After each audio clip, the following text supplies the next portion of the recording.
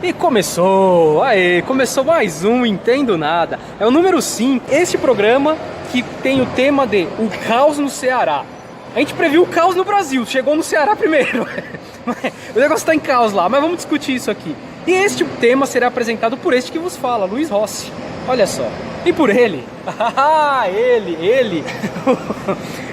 O justiceiro da Turma da Mônica. Tô esperando. Flávio Santos. Valeu, Luiz, pela apresentação, pela moral, né? Eu não sabia que era justiceiro, galera, mas estamos aí, né? Você sabe que a gente tá com um índice de acertos de profecias melhor que o Roberto Diogun já, né? Opa! Roberto Diogun, Mandiná, porque o Brasil tem 27 estados. A gente acertou o caos em um. Acertou em um já. De 27 estados, acertou uma. Eu acho que a gente tá bem pra caramba, né? Bem, nesse programa a gente vai aprofundar um pouquinho do que tá acontecendo no Ceará. Antes de aprofundar um pouquinho nesse tema, a gente vai ter salves, é isso, né, Luiz? Tem salves. A gente vai falar de algumas pessoas aí que deram apoio, deram moral pra gente. Tem salves, algumas pessoas respeitaram. Isso. E outras a gente tá dando salve porque deu ideia. Né? Exatamente, Então vamos lá. Quem respeitou o nosso momento salve foi o Luca Câmbria, Luquinha. É um cara gente boa pra caramba. Glorioso Luquinha. Gente boa pra caramba. Exclui o time dele. Palmeirense, a gente tira fora essa parte aí. Os caras são campeão, estão se achando muito. Mas tirando essa parte, o cara é gente boa. Muita gente boa. O outro é o Rafael Giglio, o nosso querido Gigolô. Gigolô. Que também o time dele você exclui. Pizza joga de lado, joga de lado. De um filme dos anos 80, hein? Você tira o time dele de lado, corintiano, essas coisas aí. Não.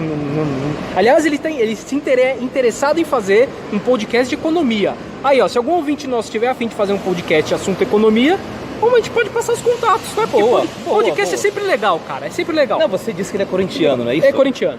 Sabe que um amigo meu falou um negócio muito profundo essa semana. Ele disse que o feio não é vestir o filho nem de verde nem de rosa. Feio é vestir com a camisa do Corinthians. Ah, mas isso aí eu concordo. A gente vai tomar sapatada. A gente adora uma sapatada, né? Eu vou te falar uma coisa, a gente adora uma sapatada. O pior de tudo é que esse cara, o pior defeito dele é que ele não é corintiano. Ele tem tanta... Deixa pra lá, vamos deixar de lado, vai. O outro salve vai pro casal Valéria e Milzo. Valéria, que é minha psicóloga, eu não passo mais, mas vai ser sempre minha psicóloga. Ela que deu a ideia da gente pôr no YouTube. Ela que deu a ideia porque ela falou que as pessoas mais velhas entendem mais o YouTube do que o podcast. E beleza. E não só os mais velhos, tá?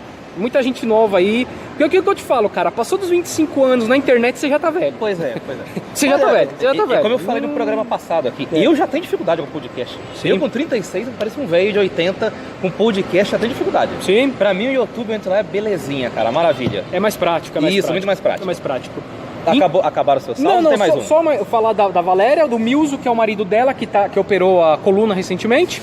Então ele vai ter tempo pra ouvir podcast, viu? Isso. Vai ouvir bastante podcast. E a Keila.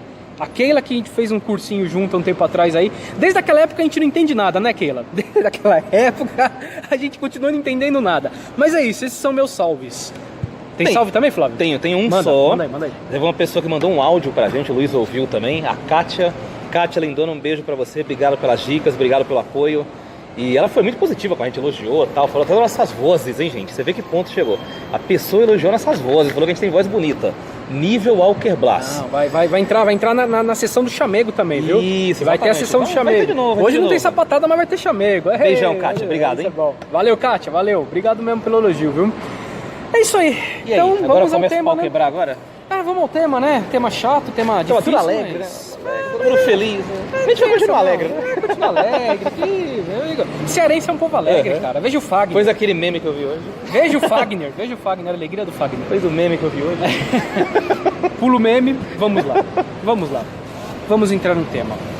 O Ceará vive 13 dias de intensa violência. O 13º dia hoje, que é dia 15 de janeiro, né? O 13º dia hoje.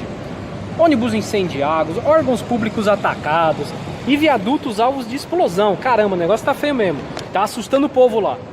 A chegada da Força Nacional diminui a intensidade dos ataques na capital. Porque lá no interior o bicho tá pegando. Estão estourando tudo por lá também. Bom, Flávio Santos e eu, esse que vos falo, Luiz Rossi, vamos tentar explicar aqui a razão dessa onda de violência. Rapaz, o negócio é meio feio, né? Bom, sempre que a gente vai falar de violência e violência organizada, a gente tem que falar claramente de presídios e de facções, porque é tudo ali, é onde começa tudo. E Flávio, você é um cara que manja desse assunto, você entende, a gente sempre conversou, você sempre trouxe boas falas, bons assuntos e números e tal. Então, fala, você vai começar a falar, cara. Bora. O que tá acontecendo no Ceará?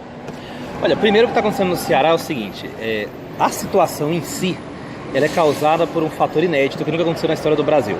As facções aqui no Brasil sempre se digladiaram. Sim. Seja o PCC, seja o Comando Vermelho, seja o Guardiões do Estado, seja a Família do Norte, que ficou muito famosa no passado.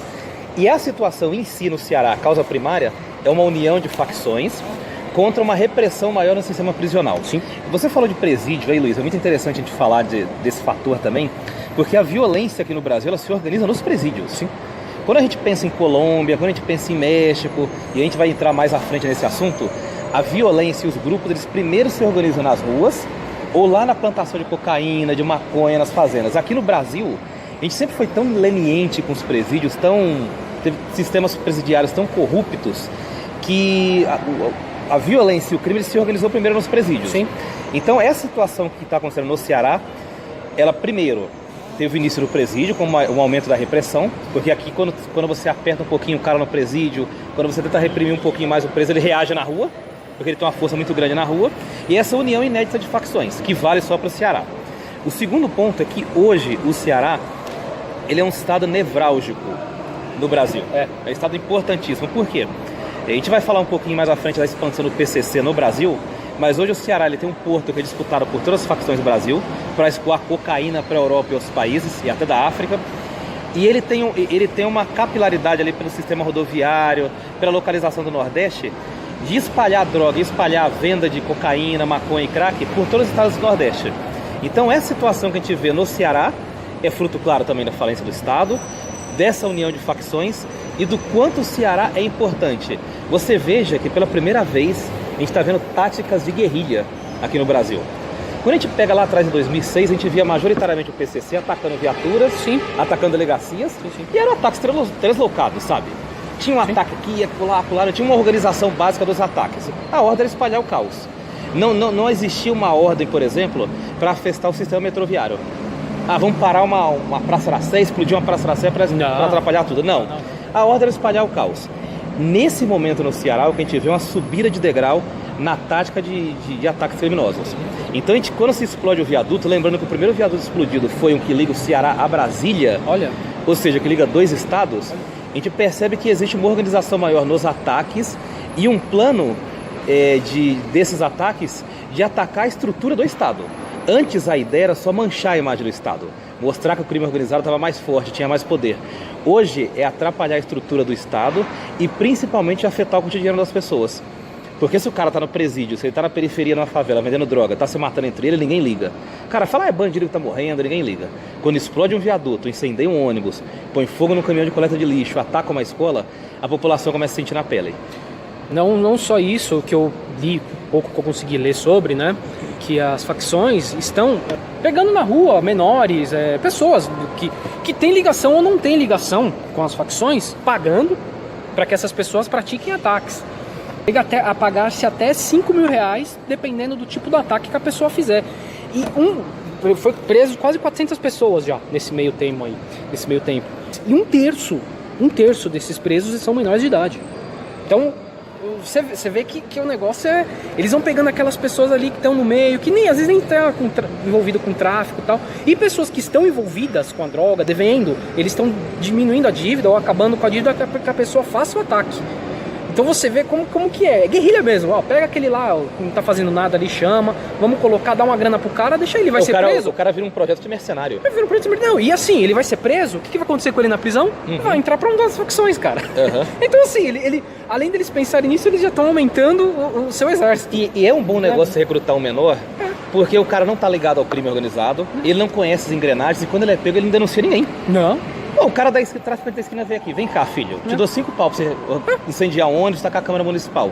O cara, quando for preso, ele não sabe qual a estrutura que ele está servindo, então ele não entrega ninguém. Não. É um bom negócio. Agora você veja que aqui a gente tá falando de violência, mas tá falando do ciclo de miséria do Brasil também. Sim. Porque pro cara se arriscar, levar um tiro da polícia e morrer, se arriscar e ir preso, porque tudo bem que na cadeia você não fica muitos anos aqui no Brasil, mas ficar 2 anos ou 3 anos preso é muita coisa, sem liberdade. Sim. O cara trocar tudo isso por 5 mil reais, é porque o cara tá numa vida desgraçada pro cara aceitar isso. Não, com certeza. Sabe? Com Porque certeza. 5 mil reais não paga nem um dia da sua liberdade aqui na rua. Aliás, nem o dinheiro paga, né? Mas se o cara pesa dessa maneira, é porque ele vive num ciclo de miséria, e a gente tá falando de problema social, problema educacional, falta de perspectiva. Porque se o jovem tivesse uma pobreza agora, mas tivesse uma perspectiva de ganhar uma bolsa na faculdade, cursar uma boa unidade de ensino depois e ter uma vida profissional estável, ele não iria arriscar o futuro dele. Então você veja, quando se fala de violência, não é só pegar arma na cintura e sair matando bandido. Não. É todo um problema estrutural e gigantesco que tem no Brasil. Prender bandido não adianta, porque, como eu falei, eles vão ser presos, quase 400 pessoas foram presas, e vão entrar pro exército das facções. Em qualquer uma das 4 facções, que eu acho que a gente acabou não falando quais são as 4 que estão na briga lá. É uma briga entre 4 facções, como o Flávio explicou, que são... o Ceará é um estado central para distribuição de drogas e tal. Então, são 4 facções brigando por isso. Então, quer dizer, você tem 400 pessoas ali que vão entrar e vão se distribuir para essas facções. Então, são 400 pessoas que com certeza vão entrar em uma facção. Por medo, por retaliação, por qualquer coisa, eles vão entrar numa das facções. Então, assim, não é sair matando, não é sair prendendo, a discussão é um pouco mais profunda. Mas assim, vamos pegar do começo. Por que começou? O que aconteceu para chegar agora, no comecinho do ano, ter essa explosão no Ceará, dessa briga? Pelo que eu li também, o que eu entendi, é que o secretário de Administração Penitenciária do Ceará, Mauro Albuquerque, é um nome difícil, ele resolveu adotar mais rigor contra a entrada de celulares nos presídios e acabar com a separação de detentos em presídios por facções diferentes. Ou seja, se o cara chegava lá e falava que era do PCC, ele ia ficar preso numa prisão do PCC. Porque se ele fosse para uma outra facção, ele brigava a morrer. E quando ele resolveu fazer isso, o que as facções falaram? A gente entendeu a sua jogada, você quer que a gente se mate aqui dentro. Nós não vamos fazer isso. Foi um salve, que é a maneira como eles usam para um avisar o outro, falar, ó, ninguém vai matar ninguém. A gente vai fazer o rebuliço nesse estado. Até você mudar isso. E assim, eles estão fazendo. E vão continuar fazendo até que eles voltem atrás. Se é que vai dar tempo de voltar atrás. Porque a coisa começa a explodir de um jeito que eu não sei se vai ter mais controle. Ah, pode ser que tenha um controle em Fortaleza, pode ser que tenha algum controle. Mas a gente está vendo no interior ataques contra lugares, locais que não faz sentido. Atacaram um negócio de catador de lixo. Tacaram fogo no negócio de catador de lixo. Tacaram fogo num negócio de plantação, sabe? Não faz sentido, tipo, sabe? É o caos pelo caos. É o caos pelo caos. Só pra ver o circo pegando fogo. Só pelo circo pegar fogo. Então, e a gente falou que são 4 facções. Vamos a elas. É o PCC, o famoso PCC. Quem é de São Paulo já sabe, né? É bem antigo, né? Um salve pro Geraldo Alckmin. Parabéns, Geraldo Alckmin. Parabéns, Geraldo Alckmin. Parabéns. Você é o pai da criança. O Fluminense Carioca, né? Comando Vermelho, não é o Fluminense o time, né? Comando Vermelho. Capaz do pessoal confundir, viu? Capaz de conhecer, o Carioca, é mais fácil. Pelas não, né? A gente pula essa parte. Os Guardiões do Estado, olha que nome bonito, que é do Ceará. Bonito, né? Nome bonito, né? Tá quase, né? Nome de herói, né? Guardiões do Estado. Parece a Legião Francesa, né? E o Amazonense Família do Norte, ó. Olha só, paulista, carioca, amazonense e cearense. Olha a briga. Mas o Ceará, as pessoas devem pensar, mas o Ceará, cara, tem um porquê disso, né? Vamos tentar explicar essa situação aqui. Geograficamente, o Ceará, geograficamente, é o estado mais próximo da Europa. E, além disso, é um estado que, se você pegar ele em linha reta, sentido Colômbia, ele realmente vai em linha reta até a Colômbia. É claro, você não tem lá grandes estradas e tal, mas até por isso é mais fácil a droga chegar da Colômbia no Ceará do que da Colômbia sair, passar pela Bolívia e chegar aqui em São Paulo, como era antes, passava pelo Paraguai e entrava em São Paulo. Hoje vai direto, por cima, ali pelo norte, vai passando, vai pelos rios. A gente vai falar sobre isso ainda mais pra frente, pelo Rio Solimões, pelo Rio Amazonas. Alguma parte sai por Belém e vai via mar, e outra chega no Ceará. O do Ceará, ela se espalha. Então, logicamente, há um motivo do PCC, do Comando Vermelho, tá nessa briga, pra chegar aqui no sul a droga. Há um motivo desses guardiões do Estado quererem esse domínio para eles, e o motivo da família do Norte, que é do Amazonas, também está, porque eles que fazem o meio campo, eles que trazem de lá para cá. Então é uma briga entre 4 facções. Pode falar. Num dado momento ali do começo dos anos 2000, teve uma mudança importante aqui no Brasil que sedimentou todo esse caminho para as facções. Sim. Além da organização delas, os presídios e tal, como a gente falou, o Brasil deixou de ser um corredor de cocaína, e maconha para a Europa. Um mero corredor. O Brasil hoje é o país que mais consome cocaína no mundo e também é o país que mais consome crack no mundo. Sim. Então o Brasil deixou de ser um mero corredor de atacadistas da Europa e virou um país consumidor. Então as facções aqui de São Paulo, do Rio, do Nordeste, elas começaram a se deparar com uma mina de dinheiro aqui no Brasil. Sabe, em vez de só colocar no porto, no container, sim, colocar ali no barquinho, levar para tal lugar e tal, eles viram que dá para vender aqui e dá para ganhar muita grana aqui. Então se antes a briga era para exportar, hoje a briga é para trazer para os estados do Brasil, seja do Norte, Nordeste, Sudeste, Centro-Oeste e Sul, e vender aqui no Brasil. Isso. E o que acontece? Como o PCC foi a primeira facção que teve uma visão gerencial das coisas, uma visão macro do negócio, porque as facções cariocas, que foram as primeiras que surgiram, elas sempre se preocuparam sim de gladiar nos morros, é verdade, em brigar por território e tal, e isso aconteceu a partir dos anos 90, quando os grandes chefões foram presos, como Isaías do Borel, Fernandinho Beiramar, e começou a acender uma molecada que só cheira cocaína e gosta de dar tiro pra cima de fuzil, e eles perderam a visão macro da coisa. O PCC ele se caracterizou por ter líderes mais velhos, caras mais com 40, 50 anos, com visão gerencial da coisa. E eles perceberam um vácuo na fronteira com o Paraguai. E tinha gente lá atacando no varejo, um cara aqui, outro lá que tinha sua fazenda. O PCC resolveu matar esses caras e tomar todo o comércio atacadista ali da região. Tomou o Paraguai para ele. O Paraguai é uma mina de dinheiro. É verdade. Aliás, eu não sei o que o Paraguai produz de bom, pra falar a verdade, né? Olha... eu tenho muita curiosidade de saber o que o Paraguai produz de positivo pra América do Sul. Enfim, não quero ser apedrejado aqui na Paulista. Aí os olhos se viraram para a Amazônia.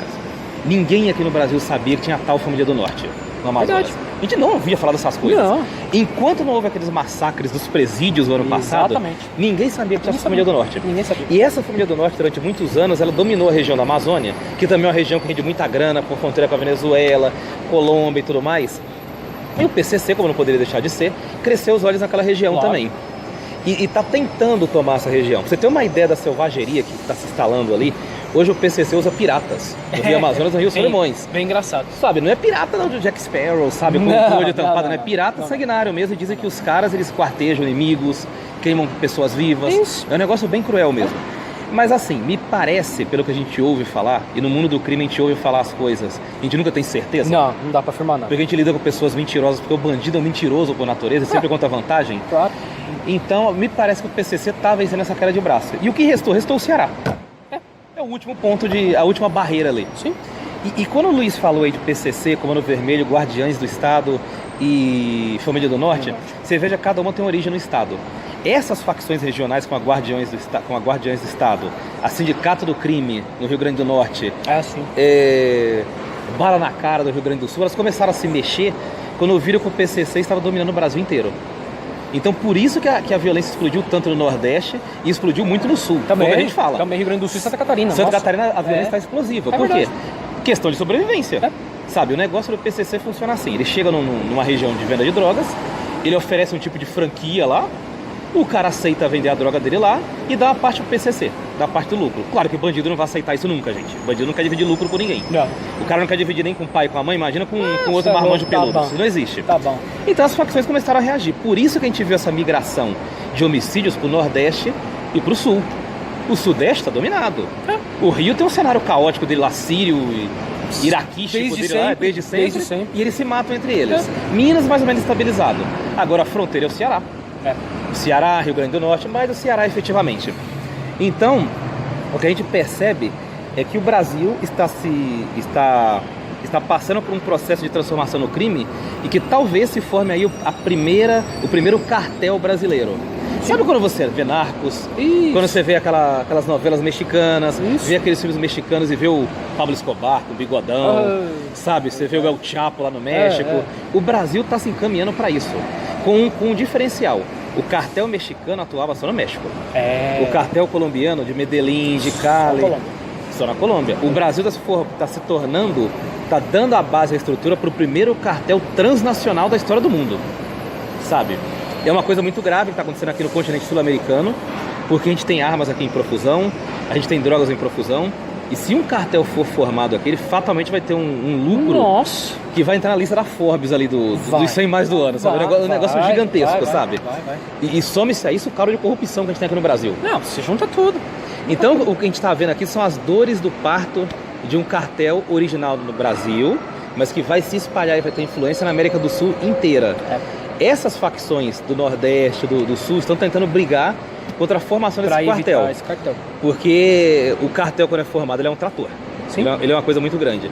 Não, para vocês terem a ideia da importância do Ceará nessa história aí, foi preso ano passado um chefe do cartel mexicano lá no Ceará. Foi pouco falado, um tal de Chepa. Foi preso lá. Chepa, né? Foi um tal de Chepa. Chepa. Eu acho que é Chepa, porque os mexicanos usam muito Che, Isso, né? O Chavo. Então é Chepa. Foi preso no Ceará, assim. Dizem que ele estava passando férias lá com a família, né? Enfim. Enfim, a gente não quer saber o que aconteceu, mas ele foi preso.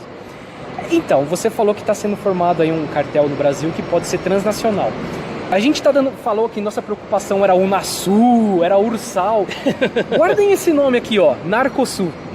Narcosul. Esse é o nome do cartel que está prestes a ser formado aqui, tá? Quando a gente você falou do Amazonas, eu falei que a gente ia comentar dos rios, o Flávio falou muito bem dos piratas, que muita gente chama ele de ratos d'água. Os piratas lá, tá? Ratos d'água. Você viu? Eu falei que não era charmoso, igual Jack Sparrow, né? O nome dessa facção é Família de Coari. Coari é uma cidade na Amazonas, beira-rio de Solimões, lá no Rio Solimões. Bom, o que acontece? A droga sai da Colômbia. Se vocês puderem abrir o Google Maps aí, abre aí, ó. Coloca lá, escreve Ceará. Espera abrir, aumenta um pouquinho, vocês vão ver uma linha reta entre Ceará e Colômbia. Então, a droga sai lá da Colômbia, as Farc ainda existem, tá?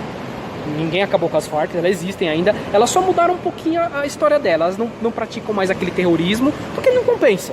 Vale-se mais dinheiro você vender a droga para outro lugar. Eles entram pelo rio, entram no Rio Solimões. Eles mesmo, a própria Farc, bem armada, entra no rio para bater de frente com esse pessoal que a gente acabou de falar dos piratas. Porque o que acontece? O PCC fez uma parceria com esse pessoal aí, os piratas. E a família do Norte pé da vida contra isso, porque esses piratas roubavam toda essa droga, ou boa parte da droga, para distribuir. Então as Farc estão fazendo essa distribuição com a família do Norte e o PCC está tentando entrar ali. É o que a gente falou, é uma briga. Essa explosão de homicídios, taxa de homicídio que a gente tem tido no Brasil nos últimos anos, sempre foi alta, mas de uns 3 anos para cá tem a ver com isso, tá? Então não é só o Ceará, é o Norte inteiro. Então você continua, vai olhando o mapinha aí, vai olhando, ó. Vai passando pelo rio, uma parte da droga vai embora por Belém, a outra parte vai pro Ceará. Se você ver bem ali, tem uns caminhozinhos ali, umas rodoviazinhas, é por essas rodoviazinhas que a droga vai, tá? Então são várias, você pode ver que internet é um negócio muito feio. E nenhuma dessas rodovias é muito bem fiscalizada, como a gente bem sabe, tá? Então é assim que chega aqui. E essa é a tal tentativa da formação do Narcosul. O PCC tá tentando formar isso aí. Então, é uma briga grande por portos, por fronteiras. A briga tá feia ali. A gente não escuta falar muito aqui, mas o negócio tá feio lá, meu. Só para situar, o brasileiro comum, o brasileiro médio não sabe o que é um cartel, não tem noção, né? Não. A gente vê o cartel de empresa que monopoliza preso e tal, né? Sim. Mas o cartel do crime a gente não tá muito habituado. Não. Com essas séries que chegaram aqui no Brasil, esses filmes, principalmente Narcos, a gente tem um pouco de noção.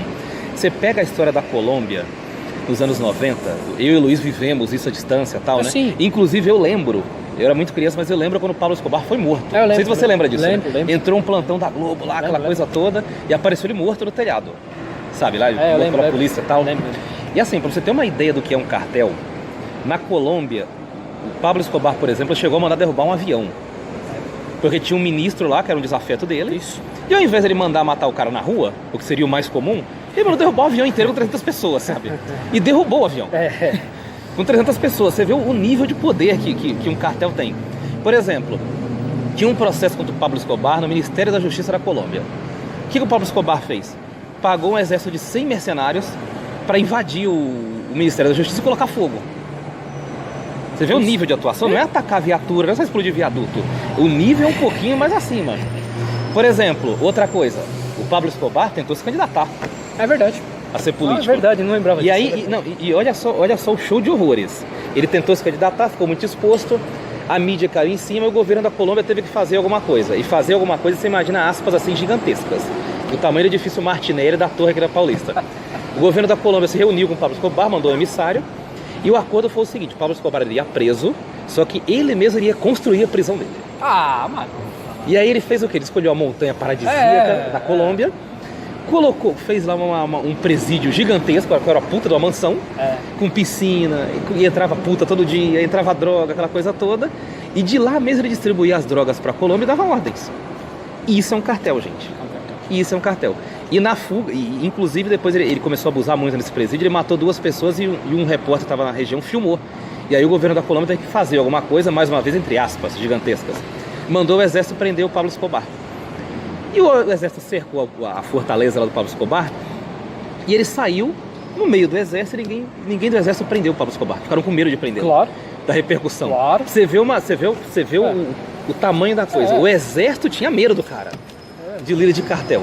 E eu tô falando do Pablo Escobar porque ele era o mais famoso, mais midiático. Sim, mas todos eles são assim. Um líder de cartel, ninguém põe a mão. A polícia, quando vai fazer alguma coisa, pede licença. Sabe? E os asseclas, eles estão ao redor, a indústria dele está ao redor, ninguém toca. Então o cartel é uma coisa muito grave. Eu contei esses fatos aqui da Colômbia, que também se reproduziram no México, pra gente ter noção do que está se formando. Porque aqui em São Paulo, aqui no Rio, em Pernambuco, a gente vive de uma maneira tão atribulada, tão corrida, que a gente não percebe essas coisas. Não. A gente só se liga na violência aqui no Brasil quando ela acontece com a gente, com um familiar, amigo nosso, ou na frente da nossa casa. É isso. Sabe? Eu já convivi com gente que mora no Capão Redondo, por exemplo, que nunca viu homicídio. E é o bairro que tem mais homicídio em São Paulo.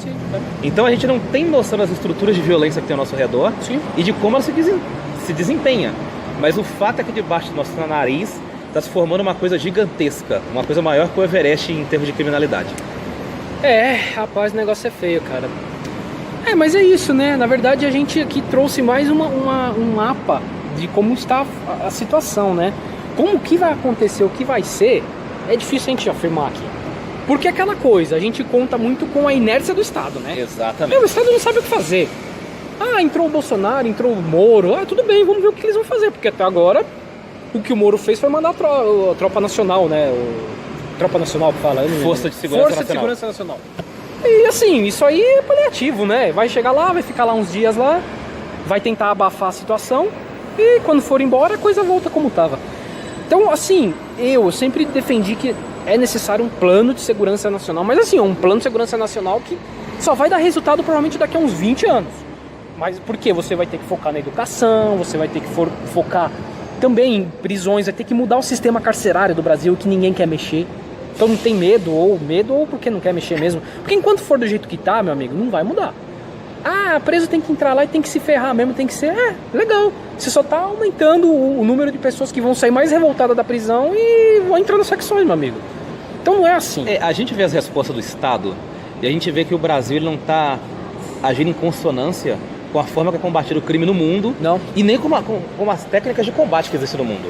A gente ouve 2 termos quando se ouve de falar de combate militar. E isso serve para combater criminosos aqui também. Guerra simétrica e guerra assimétrica. A guerra simétrica é o quê? Um exército aqui de um lado, um exército do outro e um dando tiro no outro. Como na Primeira e Segunda Guerra Mundial. Isso. Aqui no Brasil, o conceito que se tem de combate ao crime é a guerra simétrica. Tem bandido ali, vamos colocar rota na rua. Vamos dar tiro. E vamos não sei o quê. Tem 10 bandidos, vamos colocar 20 policiais. E a guerra hoje é mais numérica. O bandido hoje nem sempre confronta o policial, explode viaduto. Então não adianta você colocar um exército na beira lá da estrada do Ceará esperando o bandido passar, porque o cara sai escondidinho de uma favela ali, põe um explosivo no viaduto e dinamita tudo. Então é uma guerra assimétrica. O que é guerra assimétrica? Não é um exército formado para combater a polícia, para combater o Estado. São células que agem. É um grupo de 5 ou 6 menores, como o Luiz bem disse aqui, recrutados. É um grupo de 2 ou 3 com mais de 50 anos que agem ali. Então é uma coisa mais expansiva. E o que eu sinto falta do Estado é de ações de inteligência.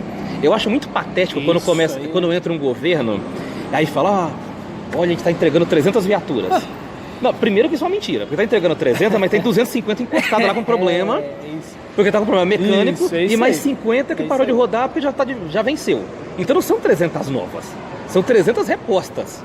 Aí põe lá, aí chama a imprensa, toca o negócio marcial lá, aquela coisa bonita. Ok, mas o bandido não tá nem aí pra isso, cara. Isso aí não atrapalha o tráfico de drogas. Ele sabe que as viaturas estão sendo repostas, elas não estão sendo a mais no policiamento ostensivo. E o que eu sinto falta, como eu disse aqui no começo, é de ações de inteligência. Isso aí. Sabe, eu quero saber se tem alguém infiltrado no WhatsApp, no grupo de WhatsApp de bandido, se tem gente infiltrada numa quadrilha, se tem gente coletando informações. Eu lembro que o PCC, quando começou aqui em São Paulo, tinha aquelas centrais de telefonia, não sei se você lembra, Luiz. Lembro. Eles ligavam um fio lá no orelhão, lembro. colocavam as centrais nas casas, aquela coisa toda. O cara nem investigava aquilo. Investigava assim, uma coisinha aqui, outra acolá. Aqui no Brasil, especificamente em São Paulo, e eu falo isso porque eu rodo muito na periferia, não quer dizer que eu tenho diploma para falar disso. Claro. Como que eu ouço por aí. Claro. A polícia, ela funciona à base da figura do ganso. O que é o ganso? Aquele informante policial.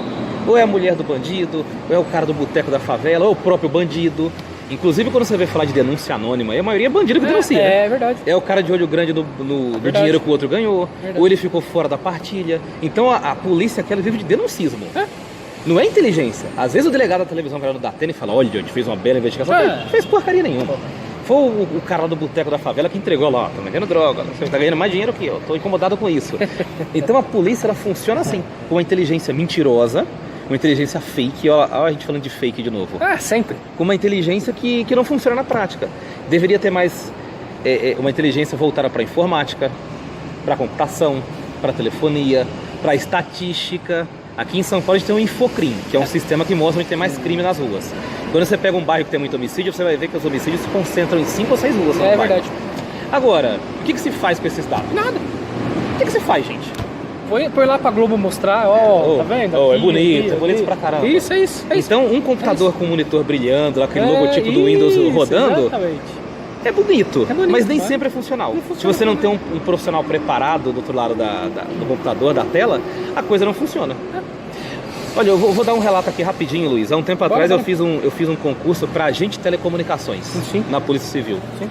O agente de telecomunicações, ele faz o quê? Ele é responsável, como o próprio nome diz, pelas comunicações da Polícia Civil. Isso. E eu entrava em grupo do WhatsApp, conversava com um cara da área, e todo mundo reclamava que não tinha impressora nas delegacias, a internet era lenta, não tinha computador suficiente para todo mundo, às vezes o cara tinha que ir de uma delegacia para outra para registrar um boletim de ocorrência.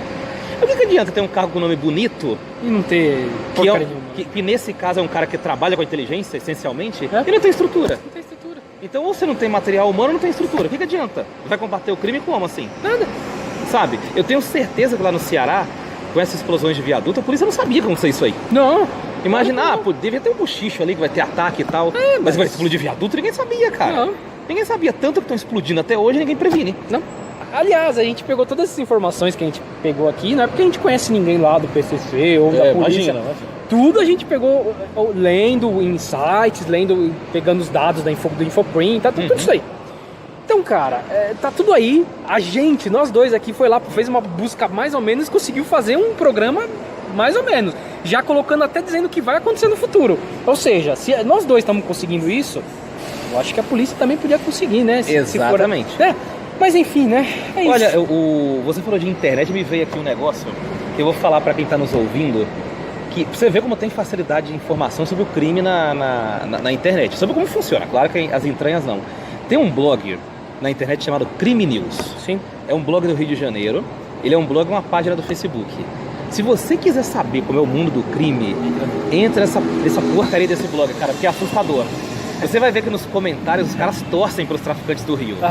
É um negócio assustador. O cara fala, o Marreta aqui na comunidade do Complexo do Alemão dá uma farinha boa no baile e traz um monte de funkeira aqui, um monte de mulher pelada. É nóis, os caras torcem como se fosse o Corinthians, o Flamengo, sabe? E você entra lá, não sai na televisão. Não sai na televisão as informações que eles postam lá. Eles postam vídeos de tiroteios. Então o cara tá na janela dele lá no Complexo da Maré e fala, uma bala traçante aqui, não sei o que, e posta no blog. Posta no blog, você entra lá, tá o tiroteio ao vivo praticamente, o cara filma lá, põe no Facebook e tal. Aí você vai ter uma pequena noção do que o Brasil está se tornando. É isso aí. As pessoas torcem pros bandidos, filmam tiroteios e tratam tudo como se fosse filme. É isso aí. Pô, da hora, não sei o que lá, tem farinha boa no baile. Entra nesse blog, eu não tô fazendo apologia aqui não, gente, é só um dado informativo. A gente tá aqui Crime na News. A gente tá aqui, nem imagina que existe mundo na Paulista. Ó, a 500 quilômetros aqui da Paulista, no Rio de Janeiro, tem gente torcendo por um cara com um fuzil na mão dando tiro na cabeça de outra. Mas eu acho que não precisa nem tão longe não, por aqui também deve ter, viu? Não, deve ter. Deve ter algum morador de algum prédio aí de elite aí que deve torcer também. Bom, vamos pular essa parte aí. Chega, né? Chega. Vamos falar de chamego. Vamos falar de chamego. Até me arrumei aqui na falar cadeira. De chamego, agora. Ganhamos 2 chamegos essa semana, não teve sapatada. Eu acho que hoje a gente vai tomar sapatada. Eu acho. Se não tomar tiro por aí também, né? A gente pula essa parte. Se a gente sumir, já sabe o que aconteceu. Já sabe o que aconteceu, né? Já sabe o que aconteceu. Esse podcast caiu onde não devia cair. Bom, então recebemos 2 chamegos. O Flávio já falou de um lá no começo, da Kátia. E, nossa, muito legal que ela mandou o áudio pra gente ouvir, tá falando das nossas vozes, nossas vozes, olha isso, cara. Iludiu a gente, nossas né? Vozes. A gente ficou iludido, viu? Pelo amor de Deus. Não, bom, enfim. Mas a Kátia é muito gentil. Muito gentil, valeu, muito obrigado por ouvir. E vai escutando, manda essa patada também quando você achar que tem que mandar. né? Não manda de salto alto não, que dói mais, né? Vai pegar aquele pico na cabeça deve doer pra caramba. O outro da minha irmã, né? Tem minha irmã, né? Da Marina, tá sempre elogiando a gente também. Beijo, Marina. Hoje ela mandou mais um elogio falando da gente lá, legal. E até elogiou a gente falar da fake news do Chico Xavier, que ela não imaginava que fosse uma fake aquilo, e realmente é uma fake news. E é isso, elogiou bastante a gente, então tamo aí, ganhamos chamega essa semana, né? E vamos pro outro quadro, aquele outro quadro lá que eu falei da semana passada, em homenagem ao nosso querido Padre Quevedo, o Ixo não existe. E gente, isso aqui, olha, é de sentir vergonha alheia, cara. É de sentir vergonha alheia que o nosso vice-presidente Mourão falou, cara. Não, ele não pode falar uma coisa dessa, cara. Ele já venceu, ó, vamos colocar a questão do seguinte ponto, eles já venceram a eleição, tá? Vocês já venceram a eleição. Então não tem que ficar atacando o governador porque ele é do PT, é do PMDB, de onde for, tá? Nesse caso, ele pegou e falou no dia 4 de janeiro, numa entrevista para a revista Cruzoé, que é ligada com o Antagonista, com esse pessoal aí. Ele falou o seguinte, que o governo do estado do Ceará já estava aprontando, que é um governo do PT, que é do Marcelo Camilo. Ele falou o seguinte, não, porque o que acontece? O cara já tá querendo aprontar pro nosso governo, ele deu férias para 40% do efetivo policial do Ceará. Cara, meu, é lógico que ele não fez isso. É impossível o cara dar 40%. Quase metade da polícia do Ceará. Você tá louco? Você tá louco? Não seria o PCC, seria eu lá indo lá roubar, porque, pô, 40%. Até eu vou. Eu vou lá no Ceará, lá entrar naquele beach park lá e fazer a festa, né? Não, gente, para, né? Não é assim. Aí o próprio governador entrou, falou com o Datena entrou, né? O Datena adora essas coisas, né? O próprio Datena, não, como que é? Tal. O próprio Datena desmentiu, falou, não, a gente sabe que não é isso, tal. Por lei, no Brasil, você não pode dar mais do que 9%, não chega nem a 9%, é 8,84%, se eu não me engano. Gente, é bizarro. De férias por efetivo, é o total que você pode oferecer, e não chega a esse número, porque, né? Não, gente, por favor, né? Bom, vice-presidente Mourão veio falar, mas gente, acabou as eleições, tá? Passou, vocês já ganharam. Eu não me surpreendo com o Mourão, porque eu vi um vídeo dele hoje fazendo flexão, e ele é especializado igual o Bolsonaro a fazer flexão fake, né? O Bolsonaro quando faz flexão, ele faz só com o pescoço, né? Você já reparou nisso, Luiz? É verdade, é verdade. É só o pescoço. Aí o Mourão tava num restaurante, sei lá, um negócio assim, veio um cara lá cumprimentou ele e falou, vamos fazer flexão. Aí ele foi, deitou e fez igual o Bolsonaro, só com o pescoço. Então, gente que faz flexão com o pescoço... Não merece respeito. Não merece. Ficou no YouTube fazendo pescoço, porra. Enfim, então, isso não existe, ok? Não teve nada disso, não. Agora vamos às dicas culturais. Dicas culturais, o Flávio trouxe. É um livro, né, Flávio? Isso. Manda bala aí. Cobras e Lagartos, do Josmar Josino. Um dos maiores jornalistas policiais da história. Eu até me confundi aqui, gaguejei, porque o filho dele tá na Bandeirantes agora, o Lucas Josino. Não sei se você já ouviu falar. Eu sei quem é, não sabia. O filho do Josmar Josino. Não sabia, não. Ele é um dos maiores especialistas na história policial do Brasil. Ele e a Fátima Souza, que trabalhou na Bandeirantes há muito tempo. Inclusive, a Fátima Souza foi a primeira pessoa a noticiar a existência do PCC aqui em São Paulo. Sim. Aí, na época, não sei se era o governo Fleury ou Covas, desmentiu ela, falou que era lenda e tal. Porque é sempre aqui em São Paulo é assim que a coisa funciona, né? Sim. É mentira, porque não existe, não sei o quê. Depois vem a realidade e dá um tapa na nossa cara. Nesse livro Cobras e Lagartos, o Josmar Josino, ele conta a história da formação do PCC. Ele não conta a história atual, mas ele conta como foi formado lá no campo de futebol, no Carandiru, quando 6 caras deram as mãos e falaram que ia formar o PCC, só com a pretensão de criar uma facção na cadeia para se defender, e depois virou esse monstro que assola o Brasil inteiro. Então, se você quiser se aprofundar no assunto, tem muita coisa na internet, como o Luiz disse, como a gente trouxe aqui, mas tem livros, tem uma literatura.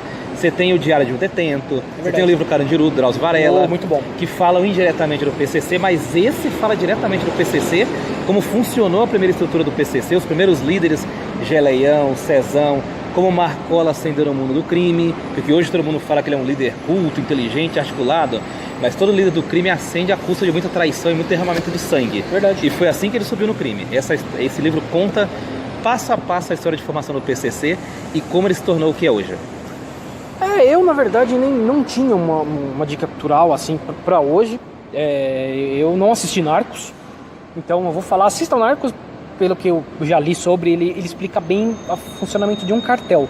Porém, eu vou colocar aqui uma observação no Narcos, deve existir várias, mas essa foi uma que eu peguei, que eu comecei a ouvir de um tempo pra cá, eu não sabia dessa história, e isso saiu em 2006, hein, faz tempo, que o Pinochet era um traficante. Sim, o Pinochet era um traficante. Como se não bastasse ser tudo que ele era. Não, a fortuna dele, boa parte foi feita com tráfico de drogas.